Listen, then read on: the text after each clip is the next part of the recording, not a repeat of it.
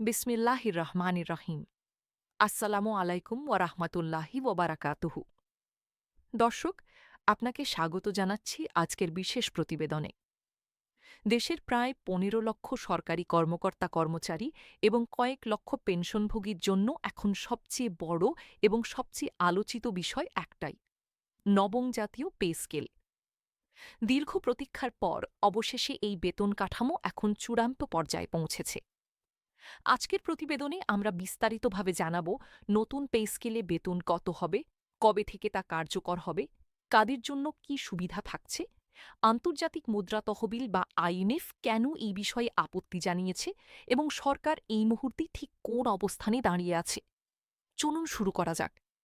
প্রথমে আসা যাক সবচেয়ে গুরুত্বপূর্ণ খবরে।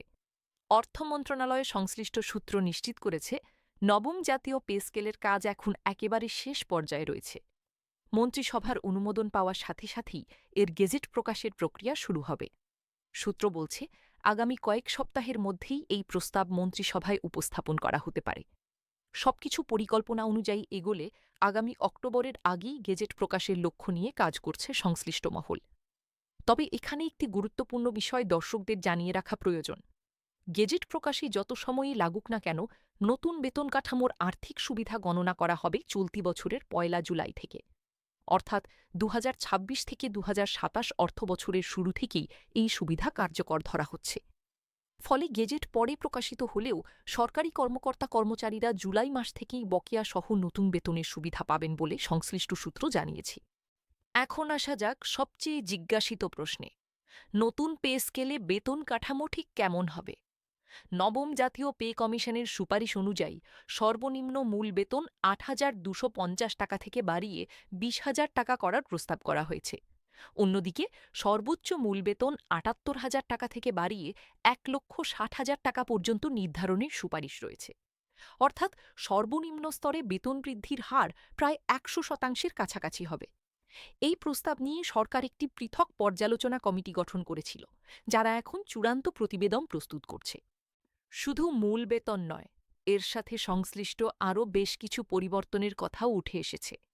প্রথমত, বার্ষিক ইনক্রিমেন্টের হার বর্তমান ৫% থেকে বাড়িয়ে ৬% করার প্রস্তাব রয়েছে। দ্বিতীয়ত, বাড়ি ভাড়া ভাতা, চিকিৎসা ভাতা এবং উৎসব ভাতাতেও উল্লেখযোগ্য বৃদ্ধির সম্ভাবনা রয়েছে। তৃতীয়ত, সাধারণ ভবিষ্যৎ তহবিল অর্থাৎ জিপিএফের সুদের হারও বাড়ানোর কথা ভাবা হচ্ছে। চতুর্থত, নিম্ন গ্রেডের কর্মচারীদের জন্য আনুপাতিক হারে বেশি বৃদ্ধির প্রস্তাব রয়েছে, যাতে বৈষম্য কিছুটা কমে আসে। আর পঞ্চমত, টানা ১৫ বছর চাকরি করার পর একজন কর্মচারী চাইলে পেনশনসহ স্বেচ্ছায় অবসরে যাওয়ার সুযোগও রাখা হচ্ছে নতুন কাঠামোতে। দর্শক, এবার একটু পেছনে ফিরে তাকানো যাক আর্থিক হিসাবের দিকে। অর্থনীতিবিদদের ধারণা অনুযায়ী নতুন পে স্কেল পুরোপুরি বাস্তবায়িত হলে সরকারের বার্ষিক ব্যয়ে প্রায় ৮২,০০০ কোটি টাকা পর্যন্ত বাড়তে পারে। শুধু মূল বেতন নয়, এর সাথে বাড়ি ভাড়া, চিকিৎসা ভাতা, উৎসব ভাতা এবং পেনশন খাতেও ব্যয় বাড়বে সমান তালে। বাজেটে এই অতিরিক্ত ব্যয় মেটাতে বাড়তি বরাদ্দের প্রয়োজন হবে, যার পরিমাণ কোনো কোনো হিসাবে ২২ থেকে ২৫,০০০ কোটি টাকা বা তারও বেশি বলে উল্লেখ করা হয়েছে। এই বিশাল অঙ্কের ব্যয় বৃদ্ধির কারণেই আন্তর্জাতিক মুদ্রা তহবিল অর্থাৎ আইএমএফ এই বিষয়ে একটি সতর্ক অবস্থান নিয়েছে। অর্থবিভাগ সংশ্লিষ্ট সূত্র জানিয়েছে, আইএমএফ নতুন পে স্কেল বাস্তবায়ন অন্তত ২ বছর পিছিয়ে দেওয়ার পরামর্শ দিয়েছে। সংস্থাটির যুক্তি হল, নতুন বেতন কাঠামো এখনই বাস্তবায়ন করা হলে সরকারের ব্যয় উল্লেখযোগ্যভাবে বেড়ে যাবে, যা বাজেট ঘাটতি এবং মূল্যস্ফীতির ওপর অতিরিক্ত চাপ সৃষ্টি করতে পারে।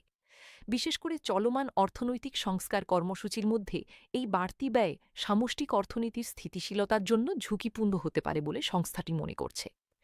তবে দর্শক, এখানেই সবচেয়ে গুরুত্বপূর্ণ খবরটি: সরকার আইএমএফের এই সুপারিশ গ্রহণের পক্ষে নয়। সংশ্লিষ্ট কর্মকর্তারা স্পষ্ট জানিয়েছেন, নির্ধারিত সময়সূচি অনুযায়ী নতুন পে স্কেল বাস্তবায়নের প্রস্তুতি চলছে এবং আগামী অক্টোবরের আগেই গেজেট প্রকাশের লক্ষ্যে কাজ চলছে। অর্থাৎ আন্তর্জাতিক পরামর্শ থাকলেও সরকারি চাকরিজীবীদের দীর্ঘদিনের এই দাবি বাস্তবায়নের অবস্থানেই স্থির রয়েছে সরকার। এখন প্রশ্ন হল, কেন এই বেতন কাঠামোর প্রয়োজন এতটা জরুরি হয়ে পড়েছে? বাংলাদেশে সর্বশেষ অষ্টম জাতীয় পে স্কেল কার্যকর হয়েছিল ২০১৫ সালে। এরপর থেকে প্রতি বছর ৫% হারে বার্ষিক ইনক্রিমেন্ট দেওয়া হলেও নতুন কোনো পূর্ণাঙ্গ বেতন কাঠামো ঘোষণা করা হয়নি। এই দীর্ঘ সময়ে দেশের বাজারে জিনিসপত্রের দাম বহুগুণ বেড়েছে, জীবনযাত্রার ব্যয় ক্রমাগত ঊর্ধ্বমুখী হয়েছে। ফলে বার্ষিক ৫% ইনক্রিমেন্ট বাস্তব মূল্যস্ফীতির সাথে তাল মিলিয়ে চলতে পারেনি। এই বাস্তবতায় সরকারি কর্মকর্তা কর্মচারীদের মধ্যে নতুন এবং সময়োপযোগী বেতন কাঠামোর দাবি ক্রমশ জোরালো হয়ে ওঠে। এই দাবির প্রেক্ষিতেই গঠিত হয় জাতীয় বেতন কমিশন। কমিশন দীর্ঘ পর্যালোচনা শেষে তাদের সুপারিশ জমা দেয়, যেখানে বেতন কাঠামোর পাশাপাশি বিভিন্ন ভাতা, পেনশন সুবিধা এবং কর্মপরিবেশ সংক্রান্ত একাধিক প্রস্তাবও অন্তর্ভুক্ত করা হয়। এরপর ক্যাবিনেট সচিবের নেতৃত্বে গঠিত একটি বিশেষজ্ঞ কমিটি এই সুপারিশগুলো আরও বিস্তারিতভাবে পর্যালোচনা করে। সেই পর্যালোচনার কাজ এখন প্রায় শেষের পথে। দর্শক, নতুন পে স্কেলে শুধু বেতন বৃদ্ধি নয়, সরকারি কর্মচারীদের কর্মদক্ষতা এবং জবাবদিহিতা নিশ্চিত করতেও বেশ কিছু নির্দেশনা যুক্ত করার প্রস্তাব রয়েছে। কর্মস্থলে নিয়মিত উপস্থিতি নিশ্চিত করা, নাগরিক সেবার মান বাড়ানো এবং প্রশাসনিক জবাবদিহিতা নিশ্চিত করার লক্ষ্যে সরকারের পক্ষ থেকে কঠোর নির্দেশিকা জারির পরিকল্পনাও রয়েছে। অর্থাৎ বেতন বৃদ্ধির সাথে সাথে কর্মদক্ষতা এবং সেবার মান বৃদ্ধিরও একটি সরাসরি সম্পর্ক স্থাপনের চেষ্টা করা হচ্ছে এই কাঠামোতে। এবার আসা যাক, এই নতুন পে স্কেল বাস্তবায়িত হলে কারা কারা উপকৃত হবেন। অর্থ মন্ত্রণালয়ের তথ্য অনুযায়ী নতুন পে স্কেলের আওতায় দেশের প্রায় ১৫ লক্ষ সরকারি কর্মকর্তা কর্মচারী উপকৃত হবেন। এর পাশাপাশি কয়েক লক্ষ অবসরপ্রাপ্ত পেনশনভোগীও এই কাঠামোর সুবিধার আওতায় আসবেন, কারণ পেনশনের হিসাবও নতুন বেতন কাঠামোর ভিত্তিতেই নির্ধারিত হবে। অর্থাৎ শুধু বর্তমান চাকরিরত ব্যক্তিরাই নন, অবসরে যাওয়া কর্মীরাও এই পরিবর্তনের সরাসরি সুফল পাবেন। দর্শক, একটু থামি এখানে এবং সংক্ষেপে পুরো বিষয়টি আরেকবার গুছিয়ে নিই। ১. নবম পে স্কেলের চূড়ান্ত প্রস্তুতি প্রায় শেষ পর্যায়ে। ২. মন্ত্রিসভার অনুমোদন পেলেই গেজেট প্রকাশের প্রক্রিয়া শুরু হবে। ৩. লক্ষ্য রাখা হচ্ছে আগামী অক্টোবরের আগেই গেজেট প্রকাশের। ৪. আর্থিক সুবিধা কার্যকর ধরা হবে চলতি বছরের ১ জুলাই থেকেই। ৫. সর্বনিম্ন বেতন হতে পারে ২০,০০০ টাকা এবং সর্বোচ্চ বেতন হতে পারে ১,৬০,০০০ টাকা। ৬. আইএমএফ বাস্তবায়ন ২ বছর পেছানোর পরামর্শ দিলেও সরকার তা মানতে রাজি নয়। এবং ৭. এই কাঠামোর সুফল পাবেন প্রায় ১৫ লক্ষ কর্মকর্তা কর্মচারী এবং কয়েক লক্ষ পেনশনভোগী। এখন আসা যাক অর্থনৈতিক দিক থেকে এই সিদ্ধান্তের প্রভাব নিয়ে।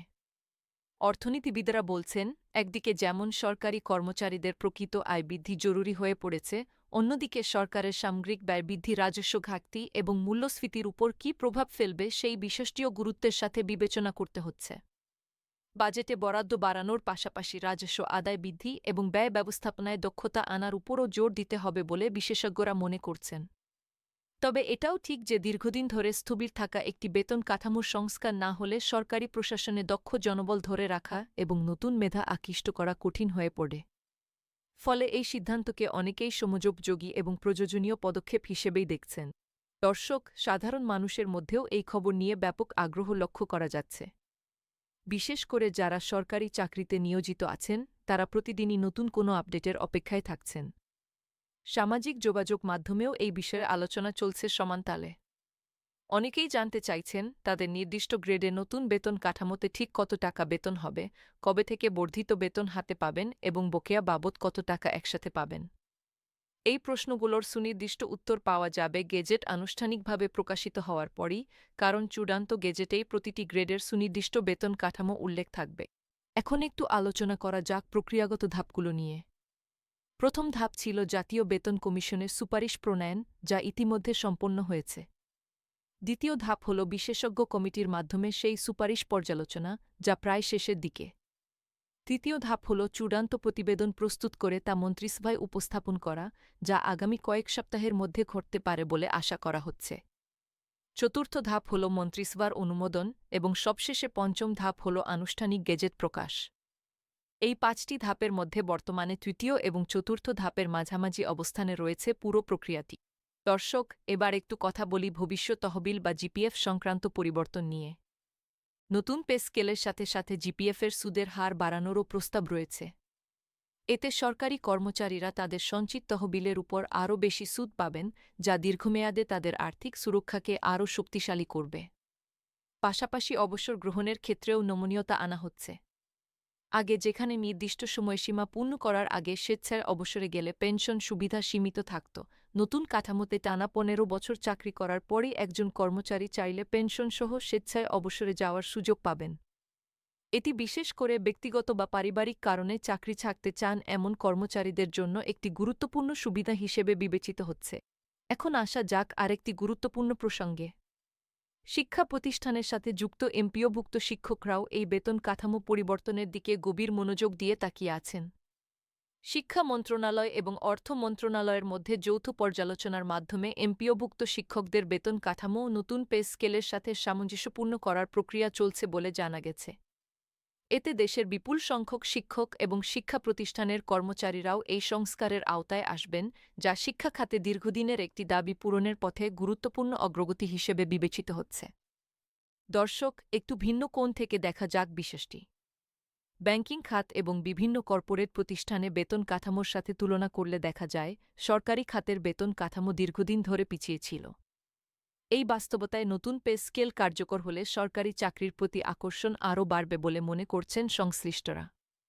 বিশেষ করে তরুণ মেধাবীদের মধ্যে সরকারি চাকরির প্রতি আগ্রহ বৃদ্ধি পাবে, যা দীর্ঘমেয়াদে প্রশাসনিক দক্ষতা বৃদ্ধিতেও সহায়ক হবে বলে ধারণা করা হচ্ছে। এবার প্রশ্ন হল, সাধারণ মানুষ বা করদাতাদের উপর এর প্রভাব কী হবে? যেহেতু সরকারের ব্যয় উল্লেখযোগ্যভাবে বাড়বে, তাই এই বাড়তি ব্যয় মেটাতে রাজস্ব আদায় বাড়ানোর প্রয়োজন হবে। এক্ষেত্রে ভবিষ্যতে কর ব্যবস্থায় কিছু সমন্বয় আসতে পারে বলে অর্থনৈতিক বিশ্লেষকরা মনে করছেন। তবে সরকারের নীতি নির্ধারকদের অবস্থান হল, সরকারি কর্মচারীদের প্রকৃত ক্রয়ক্ষমতা বৃদ্ধি সামগ্রিক অর্থনীতিতে ভোগ ব্যয় বাড়াতে সহায়ক হবে, যা দীর্ঘমেয়াদে অর্থনৈতিক কার্যক্রম চাঙ্গা রাখতেও ভূমিকা রাখবে। দর্শক, এখন সংক্ষেপে দেখে নেওয়া যাক সামনে কি ঘটতে পারে। আগামী কয়েক সপ্তাহের মধ্যে চূড়ান্ত প্রতিবেদন মন্ত্রিসভায় উপস্থাপিত হতে পারে। মন্ত্রিসভার অনুমোদন পেলে দ্রুতই গেজেট প্রকাশের প্রক্রিয়া শুরু হবে। লক্ষ্য রাখা হচ্ছে আগামী অক্টোবরের মধ্যে এই গেজেট প্রকাশ করার। গেজেট প্রকাশিত হওয়ার পর প্রতিটি গ্রেডের জন্য সুনির্দিষ্ট বেতন কাঠামো, ভাতার হার এবং অন্যান্য সুযোগ সুবিধার বিস্তারিত তালিকা জানা যাবে। এরপর প্রশাসনিকভাবে তা বাস্তবায়নের কাজ শুরু হবে এবং যেহেতু আর্থিক সুবিধা ১ জুলাই থেকে কার্যকর ধরা হচ্ছে, তাই গেজেট প্রকাশের পরপরই সংশ্লিষ্ট কর্মকর্তা-কর্মচারীরা বকেয়াসহ নতুন বেতন কাঠামোর সুবিধা পেতে শুরু করবেন। দর্শক, দীর্ঘ এক দশকের বেশি সময় পর সরকারি চাকরিজীবীদের জন্য এই বেতন কাঠামো পরিবর্তন নিঃসন্দেহে একটি গুরুত্বপূর্ণ ঘটনা। একদিকে এটি লক্ষ লক্ষ পরিবারের জীবনযাত্রার মানে সরাসরি প্রভাব ফেলবে, অন্যদিকে এটি দেশের সামগ্রিক অর্থনীতি এবং রাজস্ব ব্যবস্থাপনার উপরও গুরুত্বপূর্ণ প্রভাব ফেলবে। সরকার এবং আন্তর্জাতিক মুদ্রা তহবিলের মধ্যকার ভিন্ন অবস্থান এই প্রক্রিয়াকে আরও আলোচনার কেন্দ্রবিন্দুতে নিয়ে এসেছে। তবে সবকিছু মিলিয়ে এখন পর্যন্ত যা জানা যাচ্ছে, তাতে সরকার নির্ধারিত সময়সূচি অনুযায়ী এই সংস্কার বাস্তবায়নের পথে এগিয়ে যাচ্ছে। আমরা আমাদের এই প্রতিবেদনে চেষ্টা করেছি নতুন পে স্কেলের প্রতিটি গুরুত্বপূর্ণ দিক আপনাদের সামনে তুলে ধরতে, মূল বেতন কাঠামো থেকে শুরু করে ভাতা, পেনশন সুবিধা, আন্তর্জাতিক মুদ্রা তহবিলের অবস্থান এবং সরকারের প্রতিক্রিয়া পর্যন্ত সবকিছুই আমরা তুলে ধরেছি। যেহেতু বিষয়টি এখনও প্রক্রিয়াধীন, তাই এর সাথে সংশ্লিষ্ট যেকোনো নতুন তথ্য বা সিদ্ধান্ত আসামাত্রই আমরা আপনাদের জানিয়ে দেব। দর্শক, আজকের প্রতিবেদন এখানেই শেষ করছি। নতুন পে স্কেল সংক্রান্ত পরবর্তী প্রতিটি আপডেটের জন্য আমাদের সাথেই থাকুন। আপনাদের মূল্যবান সময় দিয়ে আমাদের সাথে থাকার জন্য ধন্যবাদ। আল্লাহ হাফেজ। আসসালামু আলাইকুম ওয়া রাহমাতুল্লাহ।